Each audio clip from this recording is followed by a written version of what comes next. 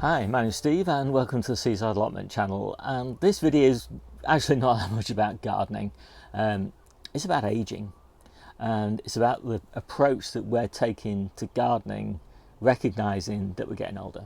And I kind of had a premonition of this because for 15, 16 years of my life I was really debilitated with chronic illness. And at some points, I couldn't even remember a string of four numbers. I had to write them down, and it was just, so dialing the phone number or something like that was incredibly difficult. In fact, I had to book my time with a system over the phone, and you had to remember these codes and things like that. And literally, it would, when I was at in my worst, it would take me half an hour to just book my time, where previously to this illness it had taken 2 minutes or something, and I did it while I was driving.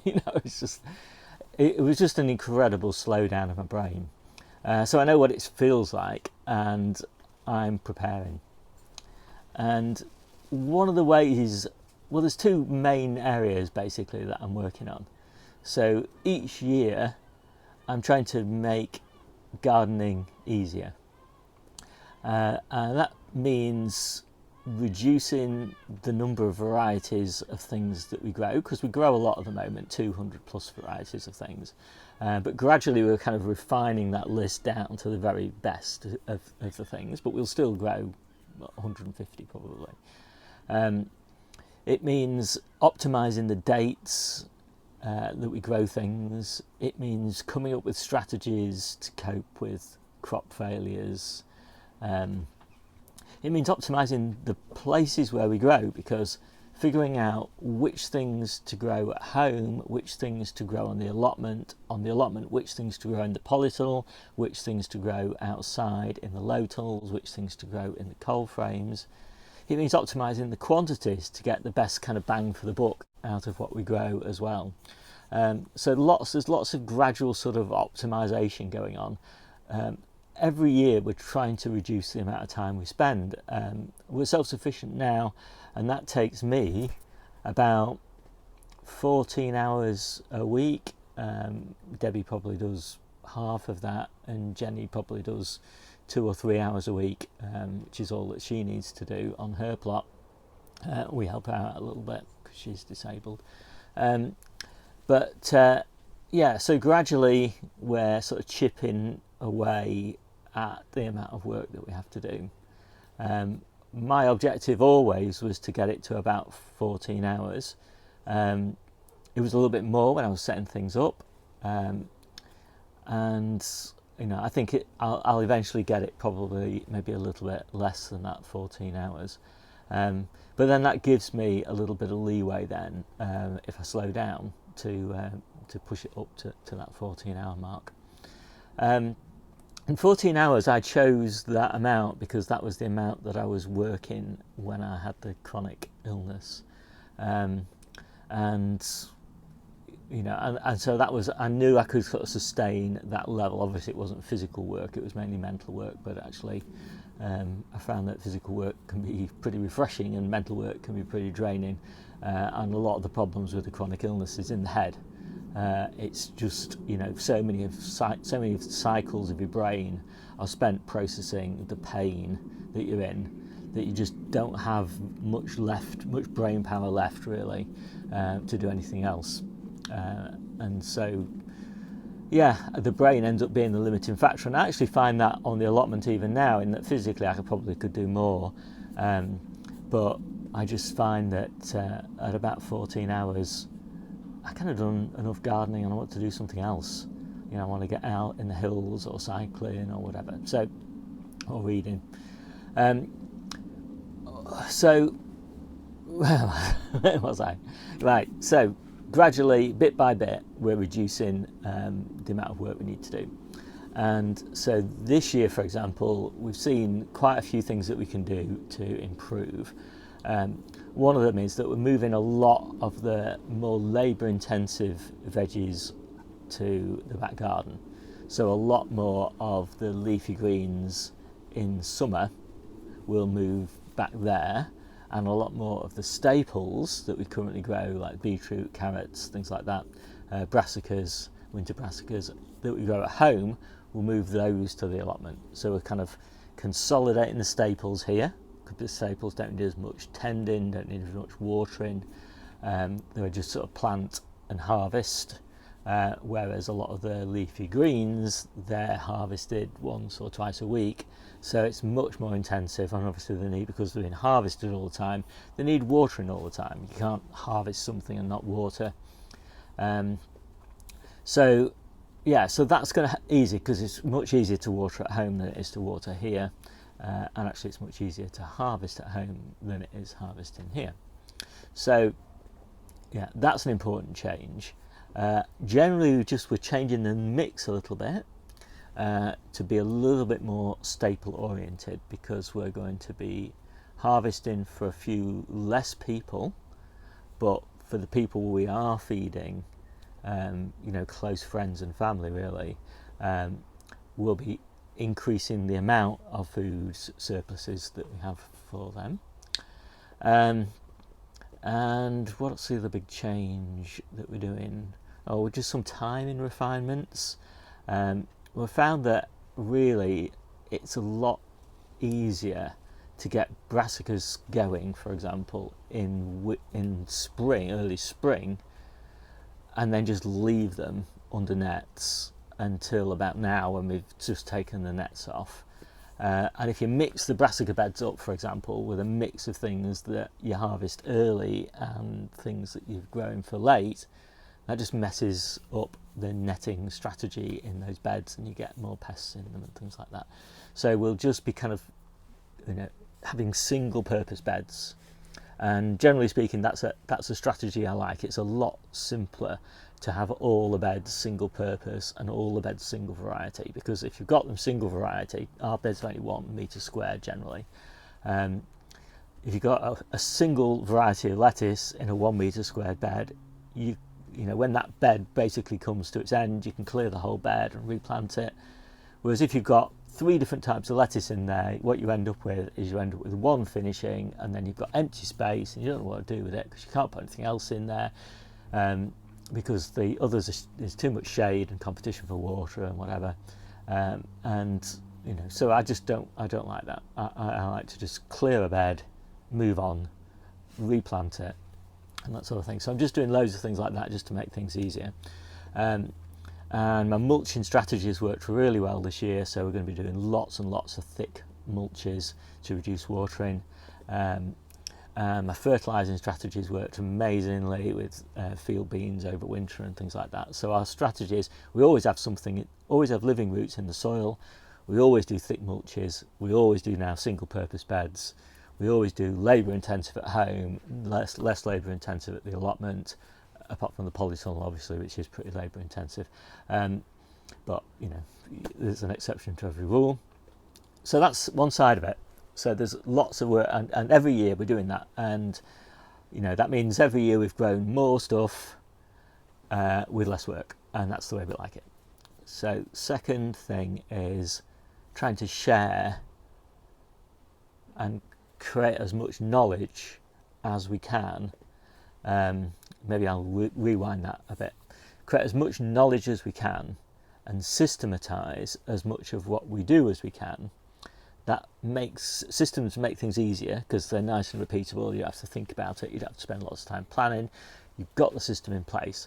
But in order to do that, you've got to capture data. So at the moment, we're in sort of data capture mode. So we've created all these databases, which are amazing. I'm absolutely loving them. So we've got a varieties database where we capture everything we know about the varieties.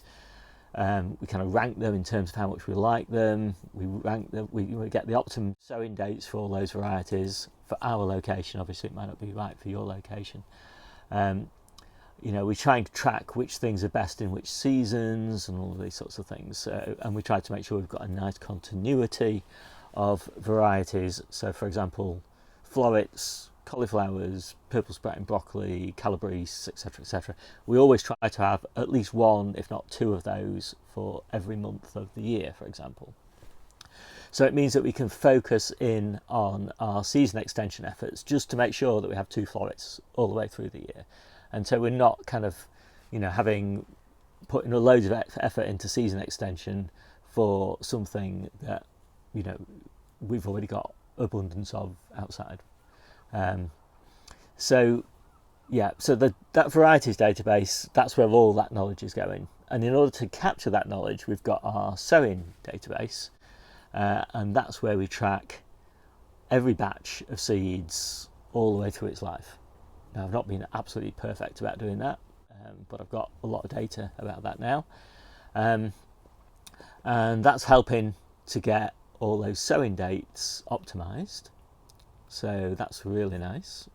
And I'm also trying to find out, when I'm in the sowing database, what the optimum planting location is. And that will ultimately mean that I'll get a nice, simple planting plan and bed plan, which I'm not at that point yet. And I've got my harvest tally database, and that's where we track everything that we harvest. And so that's where we keep a rough idea, and it is only a rough idea, of the value that we harvest. And at the moment we're tracking on about £10,000 off 250 square metres of growing area.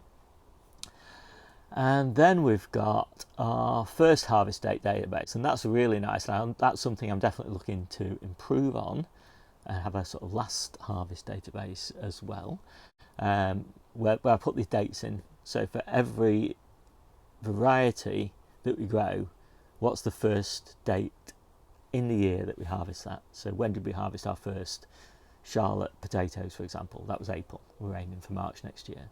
When did we harvest our first carrots? That was April, etc., etc. And then basically we then know that we've got that thing until the last harvest date, which is in the same database.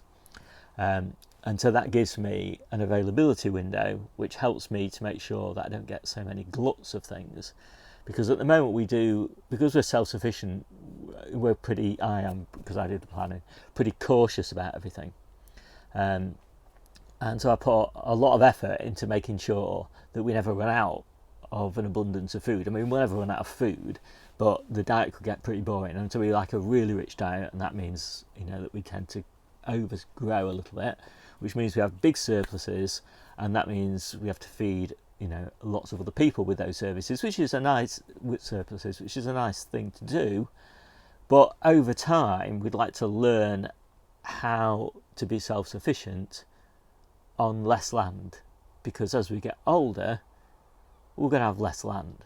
We're not going to have, in our extended family, 3 allotment plots that I'm doing the planning for. I don't do all the work on them, but at least I do all the planning for them. But I think what we're trying to get to the point is, where we can do that in our 80s, just in the back and the front garden, for example, and still grow, say, 80% of our food. No, that would be crazy, wouldn't it? No, 80% of our nutrients. That's a big difference. So obviously we still buy lots of stuff in, but in terms of the micronutrients, we get a lot of that from fruit and veg. So obviously we don't get all of our calories from that, we don't get all of our protein from that and our carbs from that, but we do get a significant proportion of our nutrients from that. So databases, so that's the varieties database, the sowing log and planting log, it's the same one, the harvest tally, and the first and the last harvest date database. And now we've created a new database. It took me a long time to get to this point. We've created a new database, and that database is where we're tracking all of our preserves. So all the recipes for our preserves and every batch of those recipes that we process. And so that's another great tool for planning what we do and when we do it and what we like most, and therefore what we grow, because then we grow the things that we need in order to create the recipes, to create the batches. So yeah, I mean that's and then the final thing we're doing is we're trying to just making everything physically less demanding. I get plenty of exercise. you know, a lot of people say the allotment is their gym. Well, the allotment isn't really, you know, I mean, obviously it is nice to get some exercise on the allotment, but I like hiking and cycling and you know, running and, you know, other exercises. So I don't actually want that much extra exercise on the allotment. I want it to be as quick and as easy as possible. And so we're coming up with strategies for that as well. And yeah, and we keep on working on that. I've got a new sort of update to my cold frame design, and then eventually when these cold frames are replaced, you know, I'll have a new design for those, which again will be even easier for me as I get older. And as I said, you know, you might think, well, it doesn't look that old. I am only 55, but I have been 75 for 15 years, and you know, I had arthritis in all my major joints: neck, shoulder, elbow, wrist, knees, ankles, etc., etc., and lots of pain in my muscles, my tendons, and lots of brain fog and all of that sort of thing. So I know what it's like. I know what's come in. So I spent the last 10 years of my life as a business and IT strategist. An easy job, basically. Although I did all sorts of other stuff as well, but that, you know, it was probably 30% of my job, something. And I learned in strategy, it's all about resilience. When you're doing strategy work, it's all about coming up with a strategy that's resilient to the uncertainties that you face in the future. And we've got a lot of uncertainties coming. We've got all the uncertainties around climate change, and there's a lot of those. And there's a lot we can do in the way that we garden, in the way we prepare our gardens to be resilient to the effects of climate change. And we've done a lot of that already. And you know, we know that there's a potential for illness, and there's definitely the potential for ageing. And so if you're going to get a good strategy for your long-term health, and it's important to me because it's the food that I grow that's kind of dramatically improved my health. And so growing food is massively important to me, and growing a wide variety of food and growing it all year round, etc., and growing it organically is massively important, because, you know, I don't want to go back to being 75, probably 85 perhaps. I don't want to do that. And so, yeah, it's very important. And so that's my strategy, basically, for getting old and enjoying gardening into old age. That was quite a ramble. So anyway, hope you enjoyed this video, and I'll see you soon.